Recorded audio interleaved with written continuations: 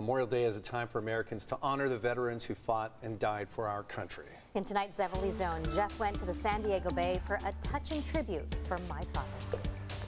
Every Memorial Day, San Diego Bay Adventures picks one special veteran to honor. And this year, that veteran is... my dad. 1, 2, 3. USA! At age 18, Clement Lee witnessed the attack on Pearl Harbor. On a day thousands of Americans lost their lives, Mr. Lee dedicated his to our country. He was walking home from church, he and his friend, and they heard the bombs and saw the fireballs. Sergeant First Class Lee fought in Korea and Vietnam, and because of the way this American looked, he was sent behind enemy lines for reconnaissance. I did ask him if he saw any of his friends die, and he said that they were shot in front of his eyes. I want to tell you about an amazing Army veteran named Clement Lee. Following 50 years with the military and Department of Army Civil Service, Clement Lee was the highest decorated civilian Army veteran in Michigan history. That flag means something. Bruce and Gail Denham, the owners of San Diego Bay Adventures, watched Marcella's Blue Angels story. They learned about her heroic father and wanted to share his story on Memorial Day. If I cut myself, I bleed red, white, and blue. It's all about America. Clement Lee died in 2014 at the age of 91. He received full military honors at the Miramar National Cemetery. The day was just so special. The horse-drawn carriage, the final honor.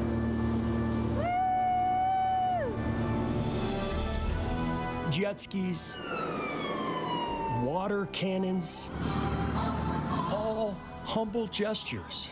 Whose broad stripes and bright stars made for our country's finest. Clement Lee was a husband, grandfather, and soldier, but to Marcella, he was a great dad.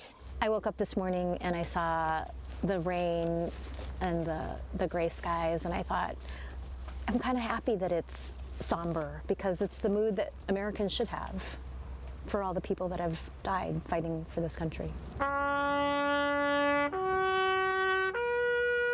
We want to thank every veteran today, and Marcella for sharing her tears of grief and gratitude for an American hero. I think this is just incredible to see all the people out here honoring those who've given their lives for our country. I definitely feel my dad's spirit looking down from above, and I know he's super proud. In the zevely-zone, Jeff Zevely, CBS 8. Fortunately, it's the second time you've seen it, so a little less choked up? Yeah, I saw it at 4, and I watched from behind the scenes, and it was just a really special day. You know, as a journalist, I'm used to sharing other people's stories, so it's a little bit weird to have someone share my family's story, but I think it's a reminder that, you know, we honor those who paid the ultimate sacrifice, killed in combat, who don't make it home, but there are also a lot of people who served, who come back with injuries. My dad died of cancer that he lived for many years because he didn't want to take any action, but he was exposed to Agent Orange in Vietnam, and so it was a service-related illness, and I think a lot of our men and women come back with physical injuries, mental health, trauma, and we need to remember their service and sacrifice as well. For me as your friend here, you know, I also think it's just perfect that it's on Asian American and Pacific Islander Month that it comes, because just to recognize just all the different creeds and colors that have represented this country and died for this country. Because they all believe in something bigger and better, and it's a beautiful thing. And he didn't talk about it a lot, but they had him on intel patrol in Vietnam because he was short and looked like he could be part of, you know, the enemy. He went out and did reconnaissance missions, and just fortunately no one, you know, tried to talk to him, but he would go out and scope certain areas and certain things to blend in with the locals, and that was a big risk, because if he had gotten caught, that would have been the end of it for him.